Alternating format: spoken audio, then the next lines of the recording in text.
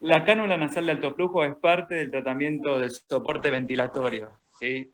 Está por encima de lo que es la oxigenoterapia convencional, ¿sí? Y un escalón más arriba tenemos otras medidas de soporte no invasivo, como es el CPAP y la BNL. Sí, bueno, un poquito. Sabemos que la insuficiencia respiratoria en la COVID, ¿sí? Es no solamente, o el distrés respiratorio de la COVID, no solamente por el impacto sobre el alvéolo, sino también por el tropismo vascular que tiene el virus y las alteraciones en la ventilación y perfusión que produce el virus. La cánula nasal de alto flujo lo que permite es el manejo de esos pacientes con insuficiencia respiratoria severa, ¿sí? Que tienen un alto requerimiento de oxígeno y una alta demanda ventilatoria. Entonces, ¿en qué consiste el aparato de alto flujo? ¿Sí? ¿Qué es este? Bueno, básicamente es una máquina que lo que hace es que tiene una turbina, genera aire alto flujo, ¿sí? A una temperatura que uno setea, así que está entre 31 y 37 grados, y ese aire, esa mezcla de aire y oxígeno, a una frío medida, además está calentado y humidificado. Este es el equipo que nosotros tenemos ahora en la sala, que se llama Airbo 2, hay otros equipos, ¿sí? Entonces veamos un minutito este video institucional de Eastman Cycle, que es la empresa que lo produce.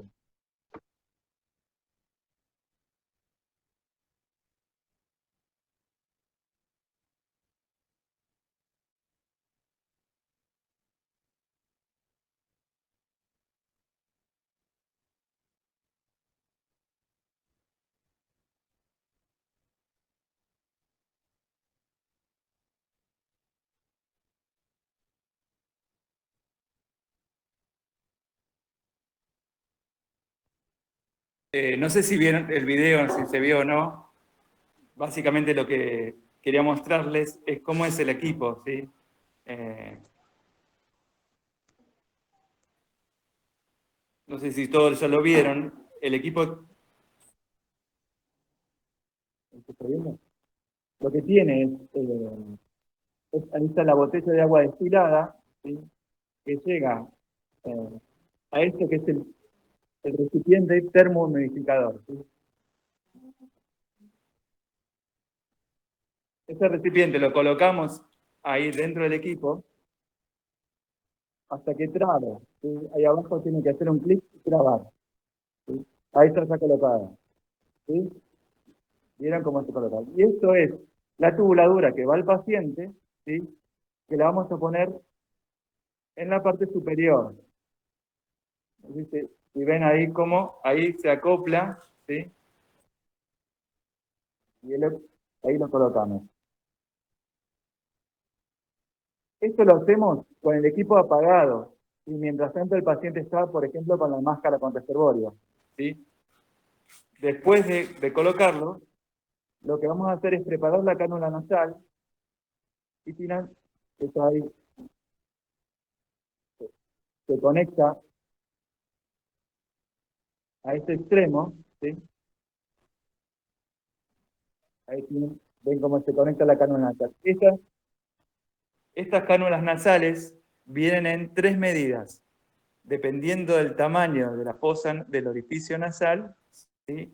Vamos a ocupar una más grande o una más chica. ¿Sí? Tenemos pequeña, small, mediana y grande, ¿sí? La idea es que ocluya por lo menos el 50% de la fosa nasal, pero que no la obstruya totalmente, si no la debe obstruir completamente. Si la obstruye completamente, tenemos que usar una más chica, ¿sí? Entonces, una vez que preparo eso, se lo coloco al paciente y por medidas de bioseguridad lo que hago es, le pongo un barbijo quirúrgico al paciente, ¿sí?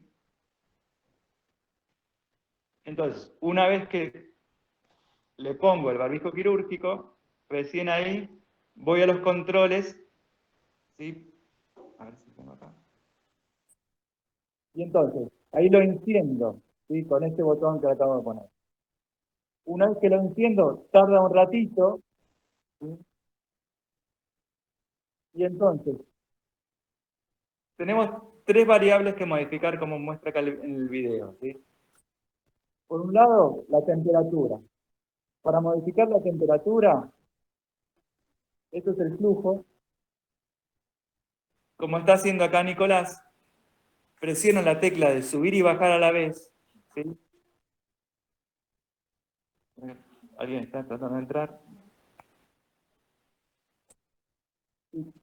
Cuando presiono la tecla de subir y bajar a la vez, puedo ya modificar el flujo. Como ven acá, está en 45, ¿sí? Entonces, lo puedo subir de a 5 puntos hasta 60, o lo puedo bajar hasta 10.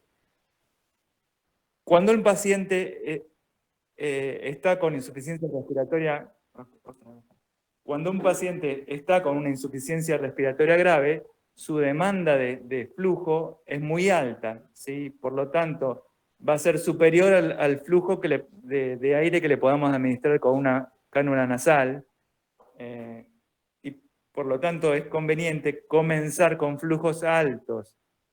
Y, por ejemplo, empezamos con flujos de 45, de 50, 55, ¿sí? Ya de entrada. La idea es empezar con flujo alto de entrada, probar tolerancia y, bueno, tratar de llegar al flujo más alto que tolere el paciente. Lo ideal sería tratar de llegar a 60 de flujo en todos los pacientes.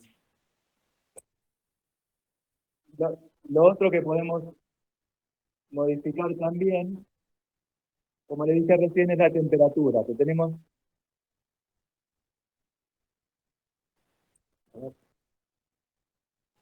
3 puntos de temperatura, ¿sí?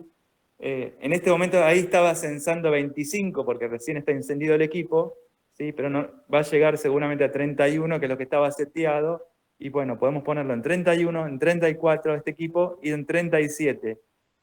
Depende de cómo esté la temperatura ambiente del paciente, ¿sí? Normalmente lo pongo o en 31 o en 34. Algunos pacientes, cuando hace más frío, prefieren que esté un poco más caliente todavía. Y finalmente, la FIO2.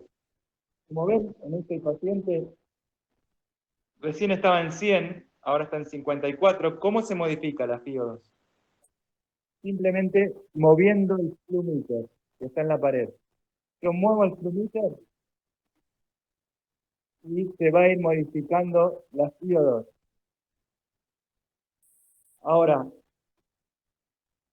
por ejemplo, acá lo estamos bajando el flujo del flumíter y baja la saturación. Obviamente acá lo dejamos en 60 por ciento de FIO. Entonces, la idea es una FIO que esté entre 94 y 95. No es recomendable subir la FIO más de 95, porque mantener un aporte alto de oxígeno también se vuelve contraproducente a largo plazo. Es muy importante esto que dice acá, el prono precoz. Tratar de que el paciente con la cánula nasal esté en un decúbito lateral y preferiblemente en prono. El prono es muy importante y ya sabemos, hay algunos artículos que muestran que el paciente que se puede pronar voluntariamente son pacientes que tienen mejor pronóstico a largo plazo. Fíjense, un detalle es cómo va la cánula en las fosas nasales. La cánula está diseñada para apuntar, ¿sí?, hacia abajo. Si la ponen al revés, es muy probable que se obstruya o que el flujo encuentre una mayor resistencia y es probable que no sea tan eficiente y suene alguna alarma de obstrucción. Así que Fíjense que, no esté, que esté correctamente colocada en la nariz y que no y esté apuntando hacia abajo y que no ocluya completamente la fosa nasal. Fíjense acá, está ocluyendo mucho menos del 50%, o alrededor del 50% de la fosa nasal. ¿Sí? Entonces, ¿cómo controlamos o cuál es la idea, el objetivo del tratamiento con la cánula nasal? ¿Sí? Normalmente, lo que controlamos en un paciente con insuficiencia respiratoria es, bueno, los parámetros de oxigenación y los parámetros de trabajo respiratorio, el trabajo ventilatorio. Y entonces, esas dos variables se combinan en una sola medición que se llama ROX. ¿Sí? El ROX combina una medida de la oxigenación, que es la saturación, y la fracción inspirada de oxígeno, que es la SAFI. A ver si lo tengo acá. El ROX, entonces, combina la saturación sobre la fracción inspirada de oxígeno, es un valor de oxigenación, y lo combinamos con la frecuencia respiratoria, que es un parámetro de la mecánica ventilatoria del paciente, ¿sí? O del trabajo respiratorio del paciente. Entonces, una forma de monitorear eh, la cánula de alto flujo es con este índice, que si ven es fácil de calcular, son tres cocientes, es saturación sobre la fracción inspirada sobre la frecuencia respiratoria. Lo más importante es qué sucede en las primeras 2 horas. Estos pacientes son pacientes muy dinámicos y tenemos que estar seguros de no generar un daño mayor con el tratamiento. No ocultar a un paciente que está gravemente enfermo y que necesita tal vez una intubación y asistencia respiratoria mecánica, no dilatarlo por usar este tipo de tratamiento. Entonces, las primeras horas son muy importantes. Y un índice ROX que cae en las primeras 2 horas por abajo de 3, o que ustedes ven que el paciente no mejora la saturación, no mejora la frecuencia respiratoria, ese paciente probablemente se trate de un paciente con un fenotipo ya H, donde tiene menos elastancia, donde es un pulmón más rígido, ¿sí? Donde probablemente no se beneficie con este tipo de tratamiento. Nosotros apuntamos y lo que buscamos son estos pacientes con un fenotipo L, que son los que más responden, que tienen mayor alteración, sobre todo a nivel de la parte vascular, y son los que mejor responden a los tratamientos de sostén. ¿Sí? Fíjense, un paciente con un fenotipo L, que generalmente tiene mucho vidrio esmerilado, y un fenotipo H, que tiene mucho más compromiso de tipo consolidativo, ¿sí? Y más fibrótico. Bueno, entonces, seguimos al paciente con el ROX. ¿Sí? Bien, a ver si tengo...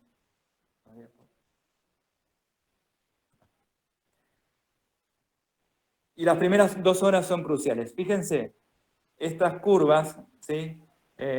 Muestran cómo el ROX se modifica con la frecuencia respiratoria. Fíjense, la fracción inspirada de oxígeno. Tenemos con 40 de frecuencia respiratoria, ¿sí? El ROX es mucho más bajo, ¿sí?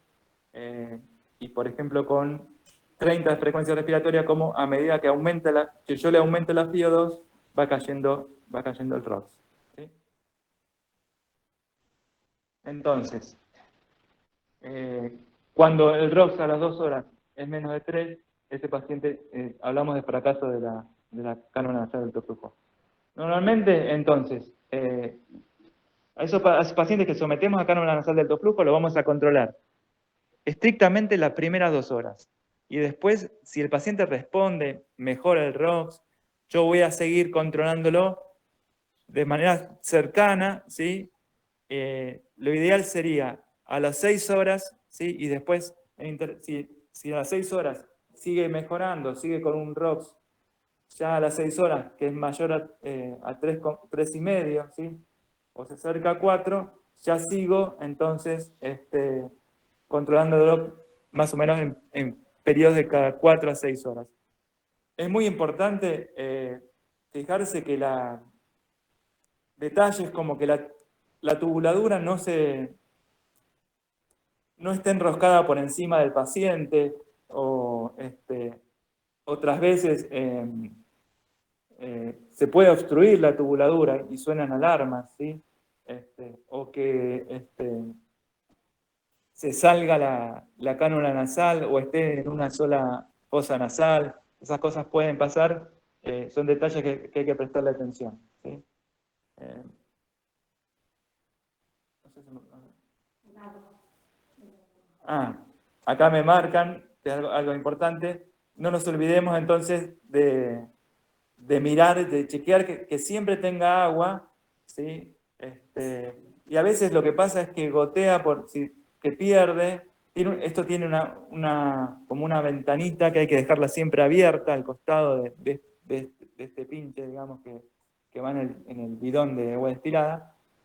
Y como ven acá en la foto, si lo ponemos de costado, ¿sí? Es menos probable que pierda. Eso lo estamos haciendo ahora. Este gráfico muestra, para darle pie a Ramiro, que va a seguir hablando un poco de Helmet, muestra cómo la cánula nasal de alto flujo, si el paciente tiene la boca cerrada y tiene una presión, un flujo alto, ¿sí? Puede alcanzar una presión al final de la aspiración, ¿sí? Que puede llegar a los 5 centímetros de agua. Esto es lo que genera una forma de PIP, ¿sí? Pero que varía si el paciente abre la boca. En realidad no sería una buena PIP, claro, con un paciente con una máscara facial o con un helmet. Y fíjense cómo de todos modos, cuando inspira, la presión cae. ¿Sí? Fíjense la curva verde, cómo la presión cae, a diferencia de un paciente que está con BNI, donde justamente cuando inspira la presión aumenta. ¿Sí? Sí, llega a un plató al final de la expiración. ¿Sí? Esto quería mostrarles la diferencia entre un paciente que tiene BNI con las presiones en la vía aérea, que un paciente que tiene alto flujo, donde la presión aumenta solamente al final de la expiración. ¿Sí?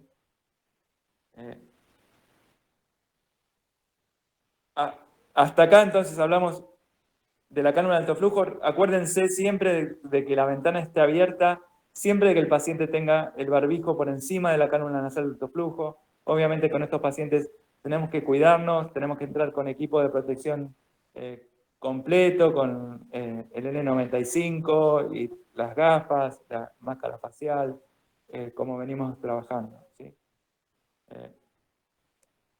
No sé si quieren hacer alguna pregunta en base a la experiencia que han tenido.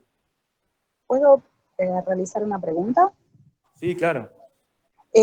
La indicación de comenzar con la cánula es con una PAFI menor a qué valor, o si no se toma solo la PAFI como indicación y se toma algún otro parámetro, bueno, ¿cuál estaría siendo? Bueno, armamos un algoritmo de tratamiento que está en el Drive. Si quieren, ese lo vamos a bajar y compartir. Es muy parecido a que este es el que armó la Usomni del Fernández. El nuestro es casi igual. Les diría que es casi igual.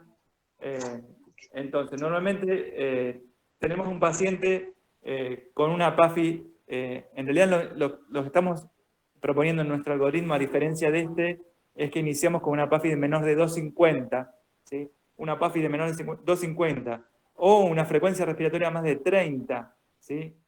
Un paciente que tiene alto flujo de oxígeno, por ejemplo, que está con máscara con reservorio, con o sin músculos accesorios. Ahí entonces hacemos una prueba de cánula de alto flujo, ¿sí? Durante las primeras 2 horas. Si el paciente responde, normalmente, ahí se ve, si el paciente responde, normalmente vamos a continuar con la cánula de alto flujo. Y lo que vamos a hacer es iniciar a un flujo alto, o tratar de mantener un flujo alto, la fracción inspirada de oxígeno, titularla para llegar y alcanzar una saturación de 94, 95, ¿sí? Y así tratar de mantenerlo. En cambio, si el paciente no responde, esos pacientes son los que yo, por un lado, ya lo pongo en alerta ventilatorio, quiere decir que es un paciente que hay que estar atento de que sabemos que puede llegar a evolucionar mal y que puede llegar a requerir pasar a terapia, tenemos que avisar a terapia, y ahí avisamos a terapia o empezamos a tramitar la derivación, ahí hacemos una prueba de ventilación no invasiva con Helmet, ¿sí? Que ahora va a explicar Ramiro bien cómo lo ponemos, ¿sí? La idea que este paciente, normalmente van a ver que el Helmet es muy aparatoso, pero el paciente se termina adaptando bien, ¿sí? Si uno más o menos le explica. Y una vez colocado el Helmet, también lo estamos evaluando de manera cercana, ¿sí? Durante por lo menos las primeras 2 horas para ver la evolución, ¿sí? Es muy importante que, en este algoritmo esté también 2 cosas. Por un lado, estar siempre con la cabeza que el paciente tiene que estar pronado, ¿sí? Pronado o lo más de costado, más cercano al prono que pueda, ¿sí? Con la cánula de alto flujo se puede pronar, y con el Helmet también se puede pronar o incluso o poner de costado, ¿sí? Miren, ahora Ramiro va a mostrar, pero si no después les mostramos algunas fotos que tenemos de ahora, ¿sí? Fíjense, normalmente al paciente que está con... ¿Se ve derecho? El paciente... Ah, bueno, está bien. Ahí está la ficha, ahora la vamos a Ramiro. Y acá le quería mostrar cómo recién, este es un paciente que tenemos ahora con Helmet, cómo el paciente está, no está pronado, pero sí está en decúbito lateral, porque el paciente tiene un problema en la cadera. Y está ahí con el Helmet colocado en decúbito lateral, ¿sí? No sé si se ve ahí. Bueno, no sé si tienen más preguntas con el alto flujo, ¿sí? Yo quisiera, igual sé que es para un paso siguiente, pero ¿cuál sería la indicación de comenzar el descenso de la fracción inspirada y del flujo? Y finalmente, ¿cuál sería la indicación para retirar la cánula y pasar a la cánula de alto flujo y pasar a la cánula normal? Sí, mirá, normalmente para la cánula de alto flujo, sí, habría que, como te dije recién, uno titula lo que va bajando primero es la FiO2. Sí, le dejas un flujo alto y vas bajando la FiO2, ¿sí? Hasta llegar a la menor FiO2 que el paciente alcance una saturación adecuada, ¿sí? Y después empezás a bajar el flujo. Cuando tenés un paciente que utiliza una FiO que está por debajo de 40 y un flujo que está por debajo de 40 o 50, en realidad de 50 a 40, ya ahí podés...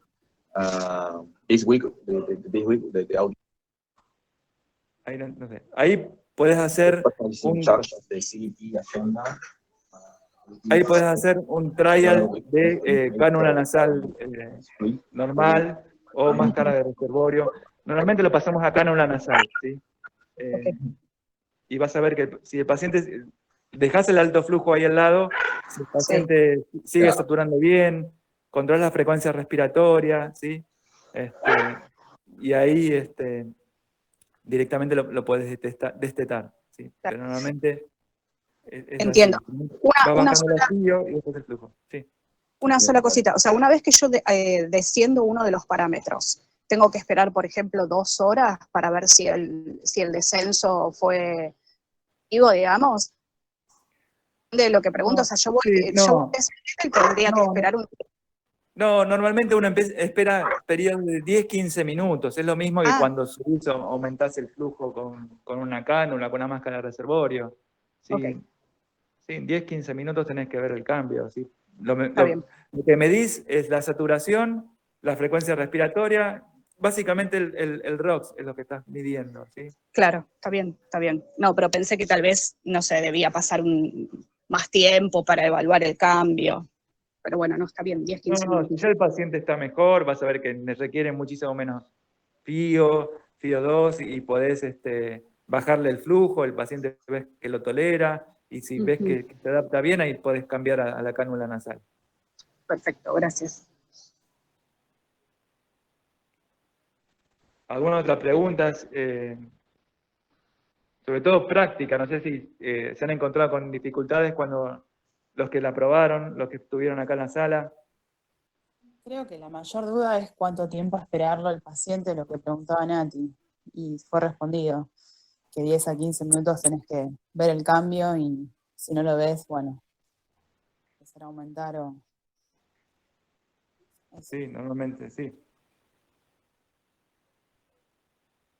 Después estaba también el tema que, bueno, ya nos pasó de la colocación de la cánula, que estaba mal puesta y eso te cambia mucho. El paciente enseguida cuando lo mejorás, al toque empezó a elevar Sí, la sí, sí, sí. presión, todo. Son, En cuanto a lo práctico, Matías, ¿podemos hacer algo para disminuir el enrojecimiento, viste, que se da en las narinas y a veces, bueno, con una señora tuvimos sangrado? ¿Eso será por muchos días sí, del alto flujo o no sí, sé? eso es por muchos días. Se puede poner alguna silicona en la piel. Eh, lo otro es que no tiene que estar muy ajustado sobre el tabique nasal, no tiene que estar muy apretando demasiado el tabique nasal, porque ahí puede producir, puede lastimar. O sea, no lo ajusten demasiado, no tiene que estar flojo como para salirse, pero no tampoco demasiado sobre la nariz, porque ahí puede lastimar. No sé si tienen más preguntas. Una consulta más con respecto a los estados ácido-base. ¿Cada cuánto los hacemos? Mira, yo creo que es muy importante guiarse, como le dije, por la clínica, por la saturación. Eh, Normalmente yo le haría un estado de ácido base basal, ¿sí? Antes de ponerlo en alto flujo para ver en qué situaciones estamos entrando al soporte ventilatorio. ¿Sí? Si es un paciente, eh, sobre todo mirar la PCO2, ¿sí? Estos pacientes, si están con mucho trabajo respiratorio, van a tener una PCO2 muy baja. ¿Sí? La PCO2 baja te va a hablar de un paciente que está hiperventilando, que está con mucho trabajo respiratorio y que probablemente se está generando eso que tememos y no queremos que el paciente sufra, que es la injuria pulmonar autoinducida o SILI. Queremos tratar de evitar que se produzca eso. Por eso es importante tener un gas basal para ver en qué situación estamos. Y después yo creo que uno tranquilamente se puede guiar por parámetros como la saturación, ¿sí? Eh, Excepto que uno tenga una falta de correlación entre la saturación y la clínica, yo me guiaría con la saturación. ¿Sí? Tal vez hacer uno cada 24 horas, pero me guiaría más por la saturación. Y la clínica, ¿no? Si el paciente empeora, tal vez sí requiere un gas para ver qué está pasando. Ok, gracias. ¿Otras preguntas?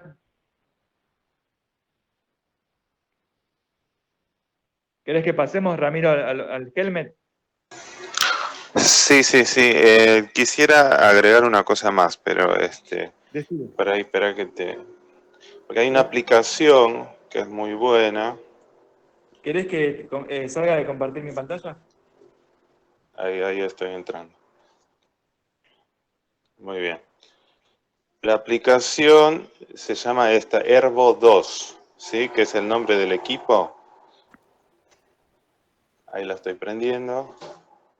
Para que vean más o menos el menú que tenemos en el equipo, ¿sí? O sea, lo que pueden hacer todo es bajársela y pueden jugar con esto. Además que tiene una opción que es buena, que dice los tutoriales, donde te enseñan exactamente cómo utilizar el equipo, qué hay que hacer para encenderlo, por ejemplo. Y está muy buena como para la práctica antes de entrar y enfrentarse al equipo, ¿no? Eso por ahí como para que lo tengan. Y bueno, ahora les voy a mostrar la parte del helmet. Listo, ¿ahí lo ven bien? Sí. Bárbaro. Bueno, esto más o menos lo mostró Matías, es qué es lo que vemos cuando es una respiración espontánea, inspiración, expiración, la curva, y cuando aplicamos CPAP, o sea, una presión fija única, el paciente sigue respirando con su ritmo sobre esta presión que nosotros le ponemos, que es el PIP o CPAP, es lo mismo, son sinónimos. No se ve nada. Y cuando hablamos de BiPAP o BNI, ya hablamos de dos presiones, ¿sí? Eso, saber que hay una presión IPAP, que es la inspiratoria, ¿sí? Que le damos, y la EPAP, que sigue siendo la misma, que es CPAP, ¿sí? Entonces, la diferencia de las dos es la presión de soporte. Entonces, esto ya lo vieron con Matías más o menos, o sea, pasamos todo el tema de la cánula de alto flujo a este momento donde el paciente no respondió a la cánula de alto flujo y entramos en esta alerta ventilatoria. Ahí hacemos la prueba justamente con BNI, con esto que les decía, el EPAP que vamos a usar, que es 12 más menos 2, con 3 centímetros de soporte. O sea, la IPAP siempre va a tener 3 centímetros de diferencia con la EPAP. El pronovigil y hay que reevaluar en 120 minutos, ¿sí? El paciente que responde es el que desciende la frecuencia respiratoria, el que mantiene una saturación estable, el que aumenta el índice de ROX, y ahí podemos alternar entre la cánula de alto flujo y el CPAP-BNI. Bueno, entonces el que no responde, obviamente que no descienda la frecuencia respiratoria, el que la saturación siga cayendo o tengamos que seguir aumentando el oxígeno, o que no lo tolere, que también puede pasar. Si bien el helmet es muy bien tolerado, puede que el paciente directamente no lo tolere y ese paciente va a terminar pasando a terapia intensiva, no tenemos otra alternativa. Las conexiones en sí, esto quería mostrarles cómo conectar el equipo. O sea, el equipo ahora les muestro cómo son, pero básicamente la salida del equipo tiene un filtro. Ese filtro tiene una conexión de oxígeno que puede ser de esta manera, con una conexión en T, hay otra con el tubo de doble rama que se puede probar, y también que esta es otra opción que es más fácil, que es directamente cambiar este tapón blanco que tiene el filtro al otro lado, porque donde viene normalmente es una válvula que no se... Sí, porque está la estufa. que no se puede usar. Tenía frío. Sí. Eugenia, ¿puedes silenciar el micrófono? Muy bien. Entonces, les decía, el tapón del filtro hay que cambiarlo de lugar porque esa salida no va a permitir la entrada de oxígeno. Y en ese lugar donde estaba el tapón colocamos el tubo de oxígeno, ¿sí? Que es lo que vemos acá. Y el tapón lo podemos devolver al otro lado para que sea un circuito más cerrado. Entonces, esto conecta al flumíter simple, ¿sí? El que tenemos es siempre. Y después la tubuladura en sí que va conectada al helmet. El helmet tiene una salida. El paciente tiene que exhalar y eso es una salida continua que tiene que tener conectada a este tubo corto celeste y a un filtro que este es el fundamental para evitar la contaminación de nosotros, nuestra seguridad, porque todo el aire exhalado del paciente se va a filtrar acá y con esta válvula final, que también es importante que esté, porque es la que garantiza que se mantenga la presión dentro del circuito. ¿Cómo se coloca el helmet? Saber que esta parte celeste que tiene el helmet es totalmente elástico de goma y se puede estirar. Y esto hay que hacerlo entre dos personas, ¿sí? Siempre, acá en el video les vamos a mostrar que lo mejor y lo más rápido que ya con el tiempo aprendimos es armar todo antes de colocarlo al paciente. O sea, armar toda esta estructura con el helmet colocado, con todos los tubos puestos. Y en ese momento, ahí ponemos el video, fíjense que entre dos abren la parte celeste y lo colocan al paciente. Inmediatamente que lo colocan, tienen que, bueno, ahí le enganchan los seguros en las axilas, ahí tienen que prender el equipo, ¿sí? Que acá es otro sistema que utilizaron, no se ve eso, pero tienen que prender el equipo de BNI para que inmediatamente se presurice dentro del casco y el paciente no sienta falta de aire. Se prende el equipo de BNI y después recién se abre el flumite, ¿sí? Todo tiene que estar apagado en el momento en que se coloca el helmet. Bien. Ahora, los equipos que tenemos para hacer BNI, tenemos 4 equipos que están disponibles. Uno es el AirCurve 10. Este tiene el botón de encendido acá arriba. Si lo ven acá, dice Start Stop. O sea, está para prender y apagar directamente de ahí. No hay que apretar más nada. En realidad la configuración yo les voy a enseñar cómo desbloquearlo, cómo modificarlo, pero en general los equipos van a quedar a una presión, como dijimos, de 12 más menos 2 de EPAP con 3 de soporte que dijimos, ¿sí? Este, por ejemplo, ahora creo que está configurado con 10 de EPAP y 13 de IPAP. De todas maneras, para desbloquear este equipo, cuando tenemos la pantalla, apretamos el botón redondo grande más el botón de casa hasta que sale esto que dice menú clínico, ¿sí? Y ahí en la primera opción, apretando el botón grande, entramos a parámetros y ahí están justamente lo que queremos cambiar, la iPad y la EPAP, ¿sí?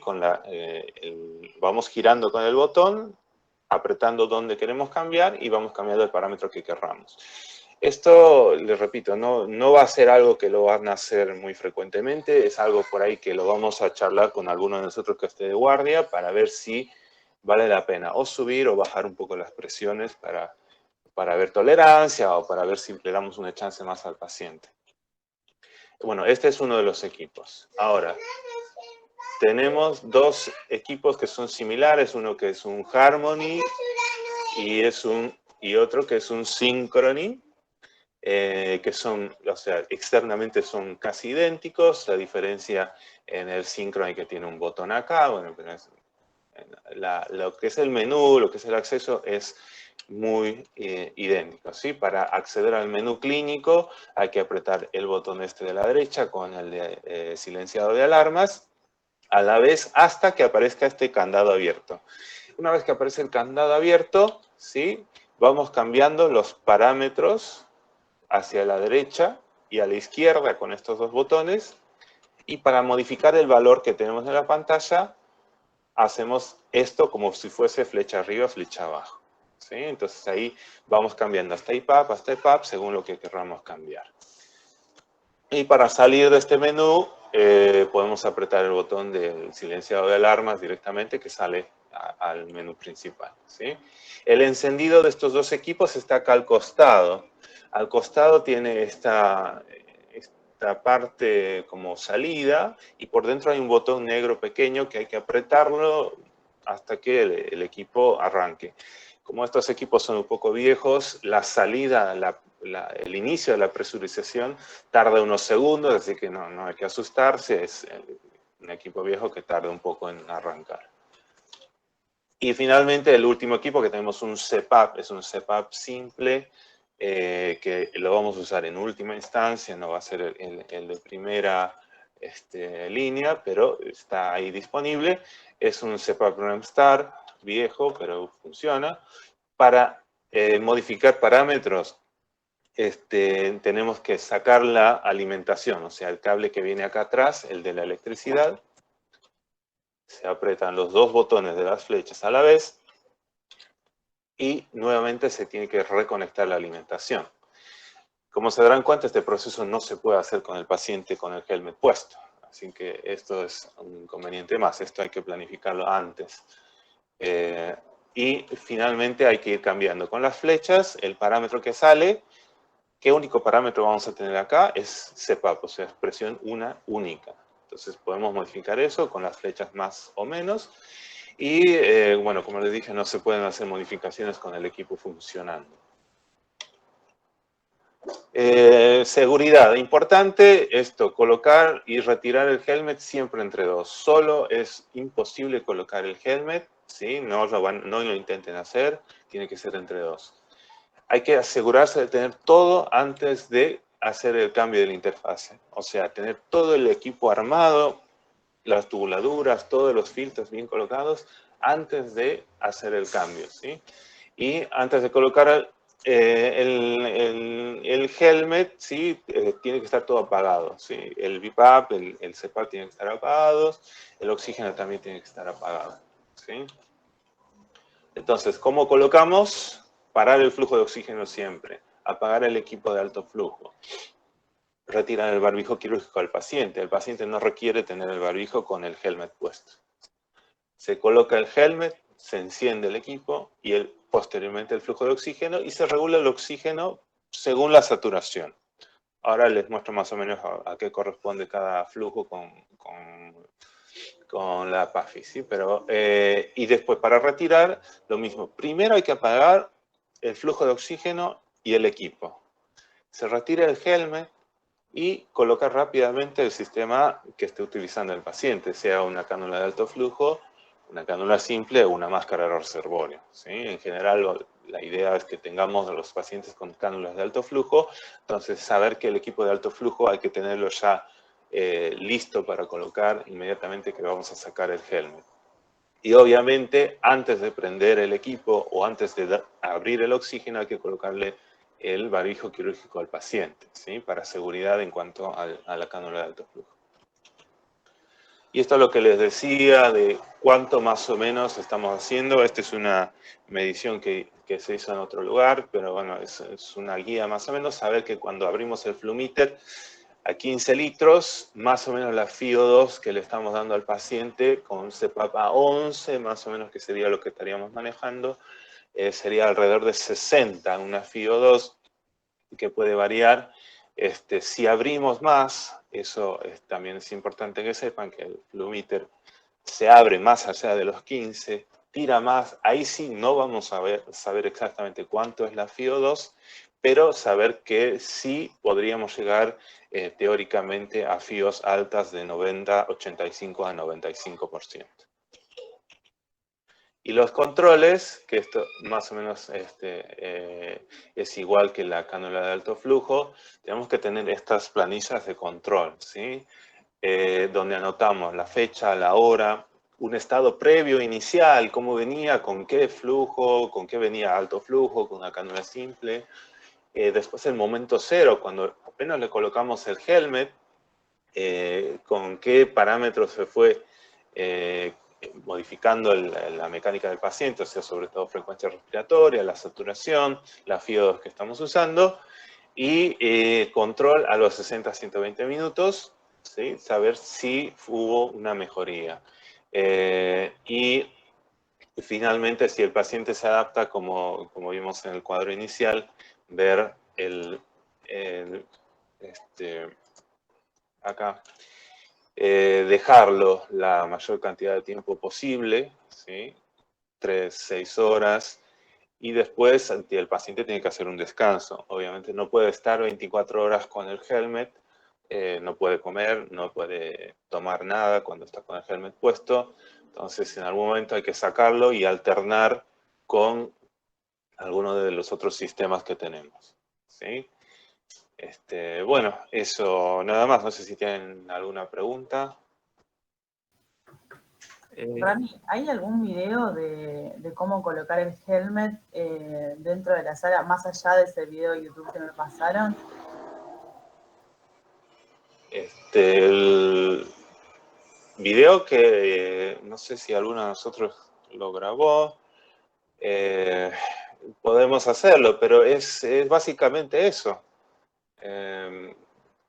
Está, porque ayer no llegué a ver cómo se llegan a colocar los chicos, por eso quería ver si hay alguno para visualizar.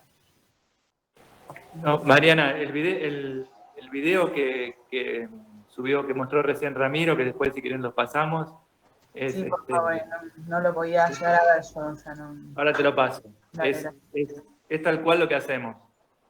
Algo que pregunta Jessy acá, Ramiro, es si hay algo que estandarizamos para el uso de opiáceos o alguna otra medicación cuando usamos el helmet. Bien, el tema es que se puede utilizar opiáceos una vez que el paciente está con el helmet puesto para facilitar la adaptación. La dosis, no tenemos nada estandarizado. Dependiendo del paciente, se podría probar con 1/4 de ampolla para empezar, que serían 2,5 miligramos, y después ver la respuesta. Otra cosa que se puede utilizar en algún paciente también son benzodiazepinas, sobre todo si el paciente está más que con falta de adaptación, por ahí que está con un cuadro más de ansiedad, le puede ayudar un poco las benzodiazepinas. Pero estandarizado en sí todavía no hay nada, no hay ninguna guía, no hay nada que nos pueda servir. Prueba por ahora. Sí, tal vez tener eso como parámetro, la disnea del paciente, la tolerancia, ese paciente que le cuesta más adaptarse o que está con mucha disnea o con una frecuencia respiratoria alta, intentar con 2,5 miligramos de morfina, me parece que está bien y más o menos es lo que están haciendo en otros centros, además. Ok, y una consulta. Entiendo que la idea es alternar entre estos dos modalidades. Por supuesto, cuando tiene la cánula de alto flujo, al paciente le permite comer, tomar líquido, en fin. Y durante la noche es conveniente que permanezca, por ejemplo, si tiene buena tolerancia, que permanezca toda la noche con el helmet, o al contrario, se prefiere que permanezca con la cánula. Con la cánula, mejor. El tema de la noche es un tanto complejo con el helmet, porque si le pasa algo en la noche, que se quiere levantar, que quiere ir al baño, es complicado tener el grado de alerta, digamos, que podríamos tener durante el día, que más fácilmente está alguien pasando o por la ventana o los enfermeros están entrando más seguido. En la noche es más complejo. Si tuviésemos alguna forma de controlarlos más de cerca, se podría probar en la noche, pero por ahora creo que no recomendamos eso. Creo que va a ser mejor, o sea, que lo use en el día todo lo que pueda, y en la noche que haga el descanso en prono con el alto flujo. Ok.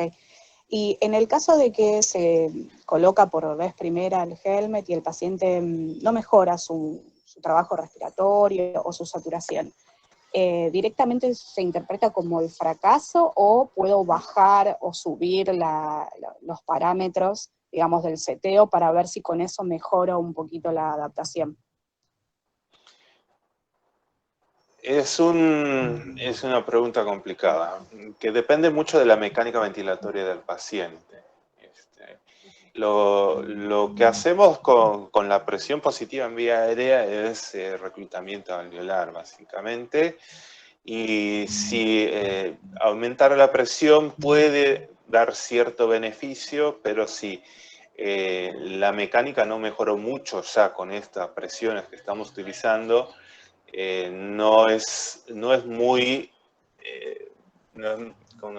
no sería muy factible que mejore aumentando más la presión. ahí yo creo que la mejor opción que tenemos es el pase a terapia intensiva. Alguna modificación puntual podemos hacer en algún paciente, por ahí muy obeso, que podemos aumentarle la presión y darle una chance más, o uno que no esté tolerando mucho la presión, por ahí se puede probar bajarle un punto más, pero no tanto con la idea de que va a mejorar con la modificación de la presión, sino que mejoramos un poco la fisiología de la respiración del paciente. Ok, y los equipos, yo la verdad que no tuve oportunidad de verlos. Cuando uno los enciende, ¿ya quedan como seteados previamente o uno tiene que arrancar de cero? No, los equipos están seteados, quedan en un seteo, digamos, ya predeterminado que lo pusimos nosotros, por más que queden desenchufados o mucho tiempo sin usar, cuando se vuelven a utilizar se mantiene el seteo, o sea, no van a tener que hacer esas modificaciones, salvo casos muy puntuales, ¿sí? En caso necesario, nos contactarán algunos de nosotros. Ok, perfecto.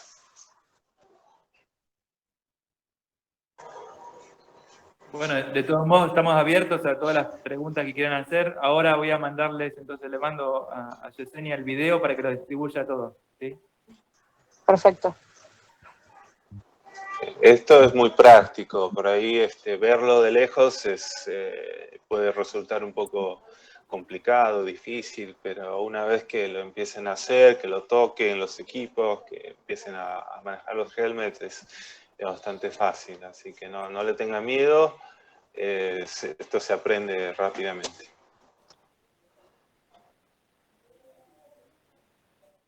Perfecto, gracias. Bueno, si no hay más preguntas, Gracias. cerramos.